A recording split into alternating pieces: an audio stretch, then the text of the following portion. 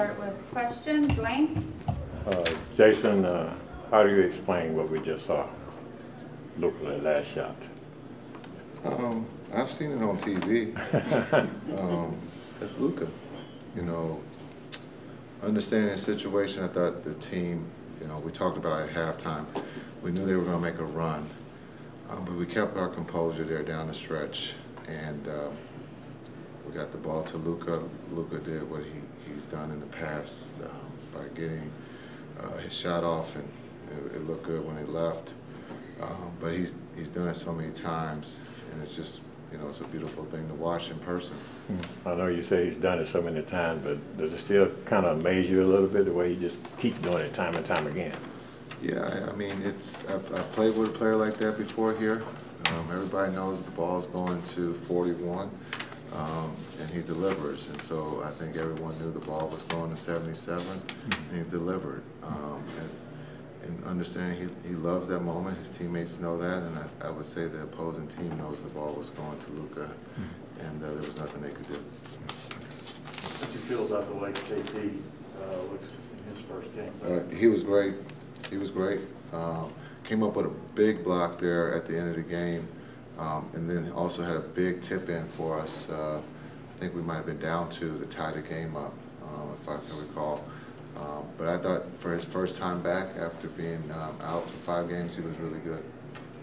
Also, he was kind of quiet most of the night, but Hardaway came up with 2 or 3 really big plays there down the stretch, it seemed like. Yeah, I think Timmy, everybody will look at the points the first thing and say, well, he didn't have a good game, but I think he had one of his better all-around games defensively, but also talking. He was very positive. Showed great leadership for the 48 minutes, and so we need that. And he just showed that it's not always about scoring, that you can affect the game other ways, and he did that for us today.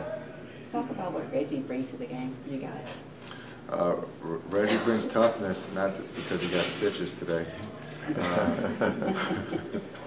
But, you know, the toughness, being able to count on him on both ends. And then just his composure. He's not going to get lost in the middle. He's here to help to try to, you know, the team win offense. I thought he had a great look there. The game is tied. It just rolled in and out for a 3 that would have gave us the lead. And so, but he's someone that we can call on. If Dorian is in foul trouble, you know, he takes that assignment of guarding the best wing player. Is there something that you can point to over these last few months of getting to know Luka really personally that just makes him so ready for those moments? You know, he, like we've all said, hasn't been shooting well from 3 to start the season. And what is it about him that when it's that moment, all that stuff just kind of goes away and he becomes, like you said, he's Luka? Yeah, I think that's a good question for him. And from afar, I would say it probably started when he was young, when he became a pro at 13 or 14 years old, and understanding what it takes to be successful, and also, you know, being a star at a young age, and everyone expecting you to deliver. And I think it's just become his norm. We've seen great players like LeBron early in their career have that same, you know, mindset or those same finishes. And so I would start there. But he's not scared of the moment. I think he's seeing it qualifying for the Olympics, and then also delivering in the Olympics, getting his country to a medal game, and unfortunately coming up short. But like those things at 22, you know, those things are hard, and I think it's just he's a special person. Were you surprised when the Celtics fouled on the play right before Luka took the shot? How did that change the calculus of what you were drawing up?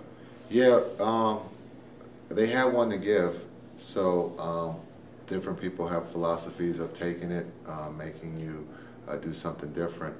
And so I think there might have been a 4-second difference in the shot clock, or maybe 6. I'm guessing right now, so you guys probably know. But the ball was going to get into Luka's hands, but when they fouled, and then we had the deflection that went out, that actually probably helped us a little bit more to give Luka more room. And so we took advantage of that. All right, we'll move over to Zoom. Kevin.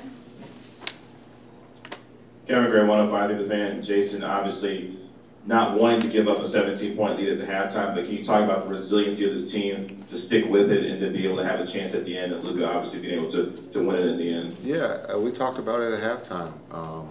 We talked about, you know, that was a really good half for us on both ends, but knowing that Boston was, you know, going to come out with being aggressive, take the temperature if they can make some threes to get back in the game, and you got to give them credit. They got back in the game. They were aggressive, and we were kind of, you know, passive there, but we learned from that, but we stayed together as a team. You know, it was easy to just, you know, pull apart and give in, but today, again, accountability, trust was at a high level, and we found a way to win on at home, which was an exciting game, you know, in that second half. And we're working on a lot of different things defensively that we'll look at and get better with. Okay, we'll do one more for Leonardo and then call it. Hey, Coach, it's Leonardo Torres from Peru. Congrats on your win. Coach, how necessary are these kind of wins to continue to develop a winning team chemistry? These wins, they all count when they go into the left column, so we'll take it. Coming off of another close game in San Antonio, I think it just shows paying attention to detail down the stretch and being able to execute not just on the offensive end but the defensive end. And so tonight it came down to, you know, Luka having the ball offensively, and he delivered, and San Antonio was coming up with a stop. And so we can grow from this, and we can only get better.